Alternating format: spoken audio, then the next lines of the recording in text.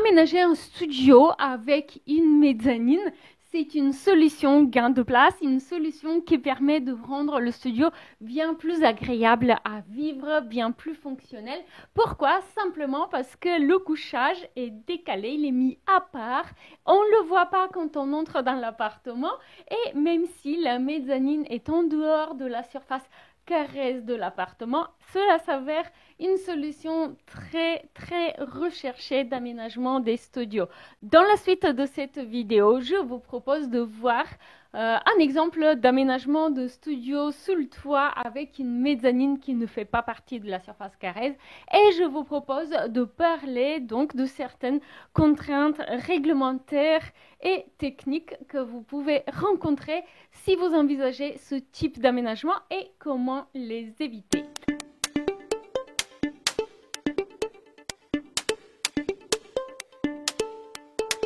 Si vous avez prévu des travaux de rénovation, je vous encourage aussi à télécharger la checklist de la rénovation pour débutants.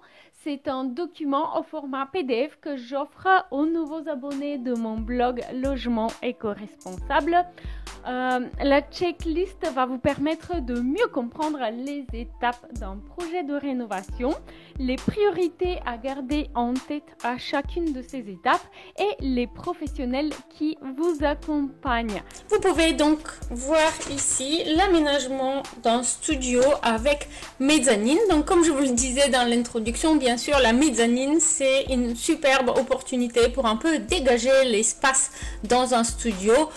Vous pouvez le voir ici, j'ai pas vraiment terminé l'aménagement dans cet espace du studio et reste libre. Bien sûr, il manque par exemple un coin repas ou un coin bureau et je pense vraiment que au centre de cet aménagement, on peut créer quelque chose de versatile et de vraiment agréable malgré la petite surface du studio à aménager, notamment grâce au fait que le cochage a été casé dans cette partie là en mezzanine.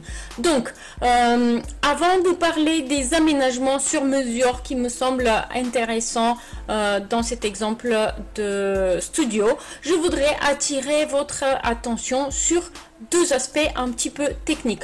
Le premier, avant d'aménager l'espace sous toiture, avant d'utiliser l'espace des combles même non aménageables pour agrandir donc l'espace d'un studio en dernier étage, assurez-vous d'avoir le droit d'être propriétaire de l'espace sous toiture qui est au-dessus parce qu'il est fort probable qu'il fasse partie des parties communes s'il n'y a pas un lot dédié dont vous êtes propriétaire.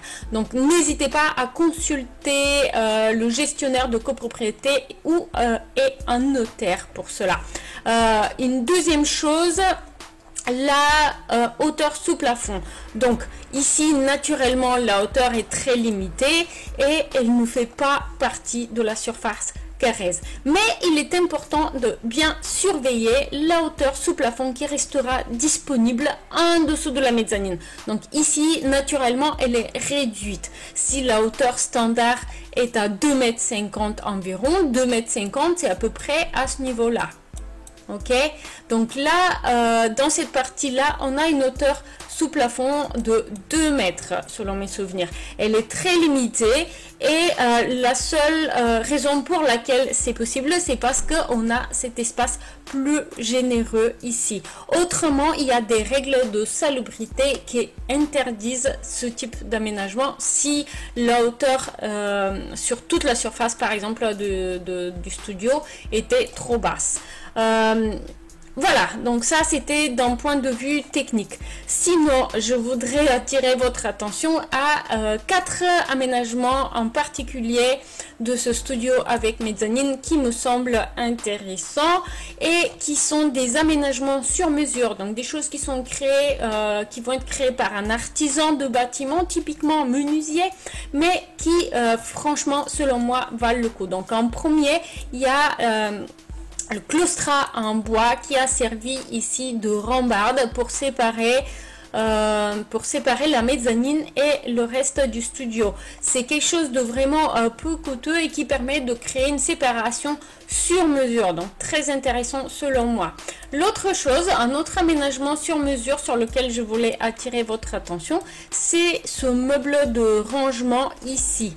Alors c'est un meuble de rangement qui a une petite profondeur, de ce que je me rappelle à peine une trentaine de centimètres, pardon, il va falloir que je récupère mon outil de mesure. Donc voilà, 27 cm ici, mais il y a le fond du meuble, donc il me semble bien que en dessous dans le coffre on a 30 cm pardon, de profondeur, et donc ce meuble de rangement a été aménagé pour proposer un coffre de rangement ici divisé en deux parties et accessible par cette petite tablette qui s'ouvre comme ça. Donc typiquement c'est l'endroit où on va ranger le linge de lit, puisque dans la pratique évidemment vous imaginez bien il va y avoir ici des objets de décoration, des livres, un téléphone portable qui charge, etc., etc. Donc on n'a pas envie d'y mettre des choses dont on se sert tous les jours, mais donc cette niche là, en plus de son aspect décoratif intéressant, et ben elle va aussi être utilisée comme une table de nuit intégrée. Et ici on a aussi quelques petits rangements qui vont être très pratiques. Donc ça c'était le deuxième aménagement sur mesure pour ce studio qui me semble très intéressant. Et le troisième, vous l'avez sans doute remarqué, c'est cet escalier sur mesure où on va avoir un placard à balai. Ici on a un placard un petit peu plus étroit qui peut être utilisé en fonction des préférences, comme par exemple une mini cave à vin, ou alors ça peut être adapté pour faire un placard à chaussures, donc en fonction de votre style de vie, hein. Et puis là on a deux autres petits rangements où on peut caser des choses. Voilà. Et pour terminer, le troisième aménagement sur mesure sur lequel je voulais attirer votre attention, c'est cette petite banquette devant la fenêtre, où on peut au final proposer un endroit pour s'asseoir à plusieurs personnes qui viennent vous visiter dans votre petit studio. Donc voilà comment, à partir de quelques mètres carrés seulement, on réussit à aménager un appartement, comme disent les jeunes, stylé, où on va pouvoir faire plein de choses et même inviter du monde. Et aussi, avant de terminer, donc je rappelle votre attention qu'il y a une vidéo spéciale dédiée au coin lecture aménagé devant une fenêtre comme ça, ou avec d'autres aménagements sur mesure qui peut être intéressant. Donc c'est une série d'idées qui peuvent être intéressantes si vous avez un petit appartement aménagé. Donc n'hésitez pas à aller voir cette vidéo aussi. Merci pour ces quelques minutes passées à voir cette vidéo dédiée à l'aménagement de studio avec mezzanine. J'espère que celle-ci vous a plu, j'espère que vous avez trouvé inspiration et informations utiles pour vos projets. Si c'est le cas, donnez-moi un petit coup de pouce bleu, abonnez-vous à la chaîne et j'espère qu'on va se retrouver très vite en ligne ici sur YouTube ou sur mon blog Logement éco-responsable. Au revoir!